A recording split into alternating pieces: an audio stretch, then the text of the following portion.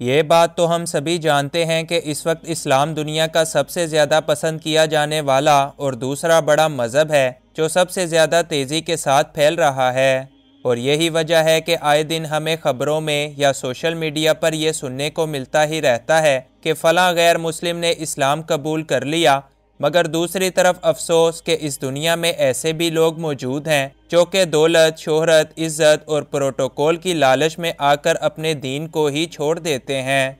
आज हम इसी चीज़ को मद्देनज़र रखते हुए 10 ऐसे ही लोगों का जिक्र करेंगे जिन्होंने महज चंद टकों और दुनियावी शोहरत की खातिर दीन इस्लाम को छोड़ दिया। इन्फोयो की नई वीडियो में एक बार फिर से खुशामदीद। नंबर 1, हरिलाल मोहनदास गांधी।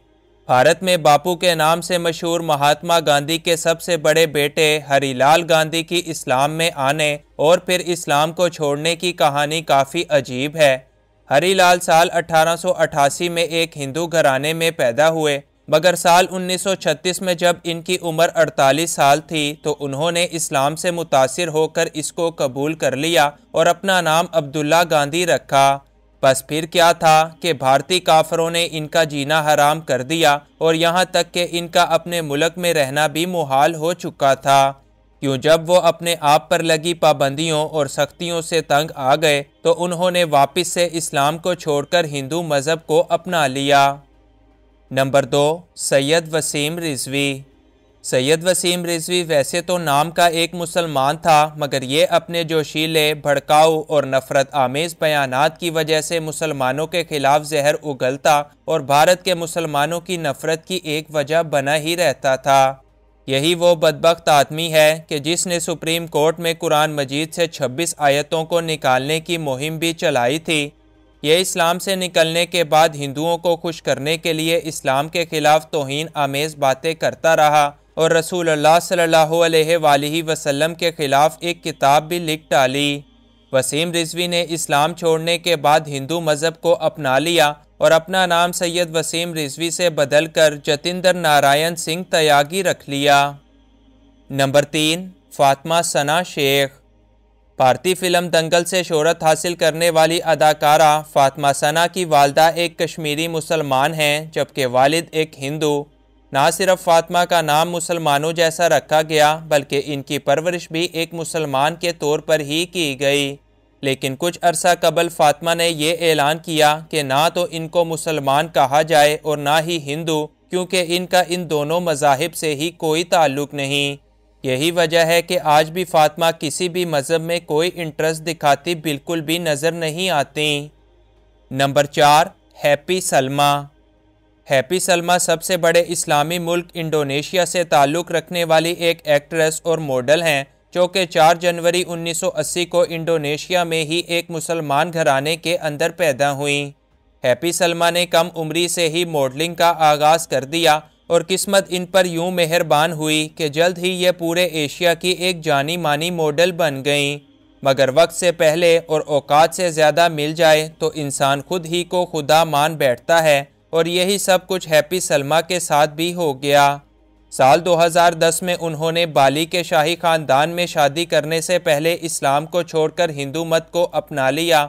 आज हैप्पी सलमा के नाम के साथ शहज़ादी का लफ्ज़ भी बोला जाता है, मगर ये अब इस्लाम की दौलत को खो बैठी हैं। नंबर 5, अली अमजद रिजवी। अली अमजद रिजवी पाकिस्तान में पैदा हुए और एक मशहूर राइटर हैं।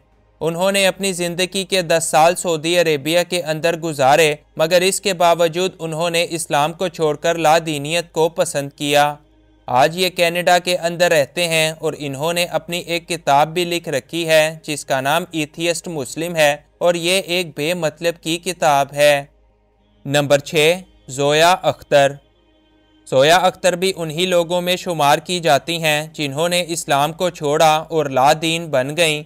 ज़ोया अख्तर साल 1972 को भारत में एक मशहूर मुसलमान घराने में पैदा हुई।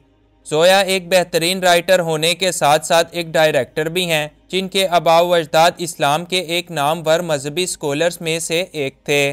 मगर सबसे पहले ज़ोया के वालिद जावेद अख्तर ने इस्लाम को छोड़ने का ऐलान किया।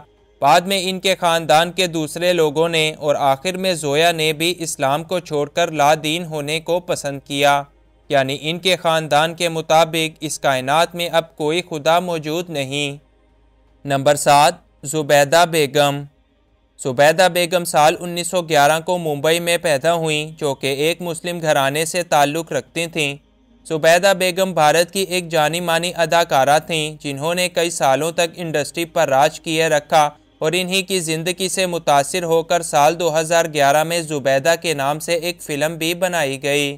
अपने करियर के दौरान ज़ुबैदा बेगम को हैदराबाद के राजा नरसिंह धनराज से प्यार हो गया, जो कि एक हिंदू थे।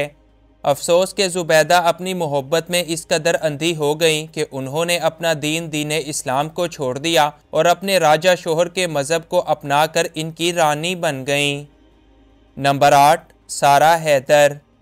सारा हैदर पाकिस्तान के शहर कराची में पैदा हुई, जो कि एक बेहतरीन सिंगर होने के साथ साथ एक म्यूज़िक कंपोज़र भी हैं। उन्होंने जब कोक स्टूडियो के अंदर काम किया तो इनको शोहरत की नई बुलंदियां हासिल हुईं और फिर सारा पाकिस्तान को छोड़कर अमेरिका में जाकर रहने लगीं। अफसोस के मुस्लिम ख़ानदान में पली बड़ी सारा ने अमेरिका जाने के बाद इस्लाम को छोड़ दिया और आज ये अमेरिका के अंदर x Muslims of north America के नाम से एक NGO चलाती हैं, जहां पर ये लोगों को इस्लाम के ख़िलाफ़ करने, इस्लाम को छोड़ने और इनकी माली मदद करने में इनका भरपूर साथ देती हैं। नंबर 9, महमूदुल हसन। महमूदुल हसन का भी इस्लाम से काफिर बनने तक का सफ़र बेहद दर्दनाक है। महमूदुल हसन 10 सितंबर 1990 को बांग्लादेश के एक मुस्लिम घराने में पैदा हुए। वो साल 2008 के अंडर 19 बांग्लादेशी टीम का एक अहम हिस्सा थे और अपनी टीम के कप्तान भी रह चुके हैं। महमूदुल हसन का ताल्लुक़ वैसे तो इस्लाम से था, मगर उन्होंने अपने क्रिकेट करियर के दौरान अचानक से इस्लाम को छोड़कर हिंदू मज़हब को अपना लिया।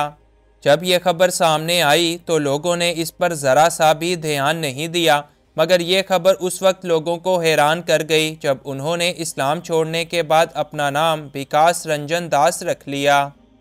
नंबर 10, तारिक फ़तेह।